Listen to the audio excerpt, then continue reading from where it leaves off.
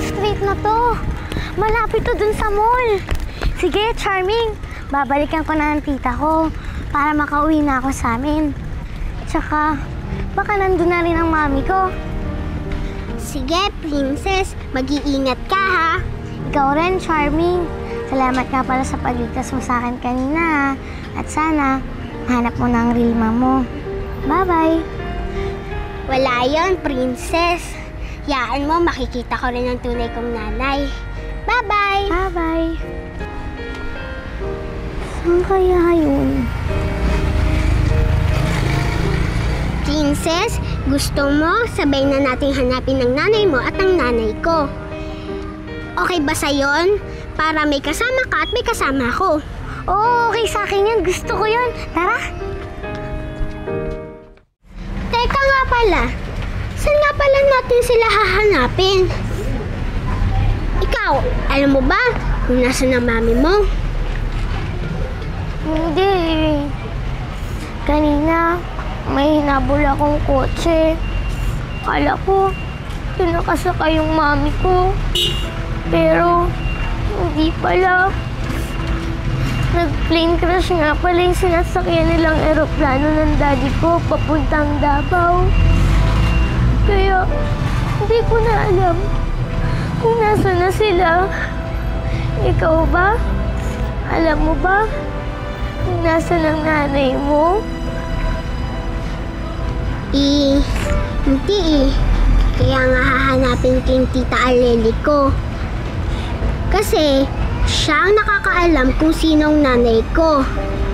Ang tita Aleli ko ang makakapagturo kung nasaan ang nanay ko.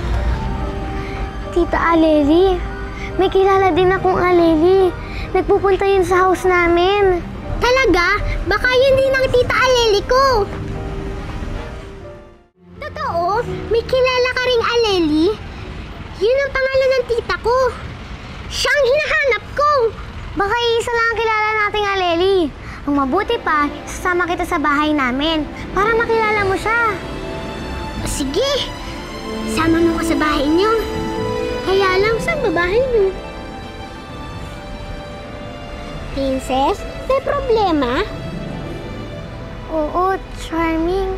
Hindi ko alam ang daan. Papauwi sa amin eh. Di mo alam? Bakit? Kasi pag umaalis kami, lagi ako nakasakay sa kotse. Kaya hindi ko nakikita yung dinadaanan namin. Kaya nga lang ako na walay sa mga tita ko. Kasi nga, hinabol ko yung kotse. Na inakala kong mami ko. Hinabol ko siya ng hinabol. Charming, gusto ko nang umuwi sa amin. Princess, huwag ka nang umiyak. Hindi mo naman kasalanan kung nawala ka eh. Kung nakita ko rin ang nanay ko na papalayo, hahabulin ko rin. Kaya huwag ka nang mag-alala. Magpapatulong tayo para makauwi ka na sa inyo. Ano ba yung address nyo? Number 13, Oakwood Street, Bloomfield Village, Makati. Ayan! Alam mo naman pala eh. Alam mo ba kung saan yun o kung saan malapit? Kasi yung bahay namin malapit sa simbahan, sa palengke, at sa pabrika. Hindi eh. Wala kong alam na malapit sa bahay namin. Address lang ang alam ko.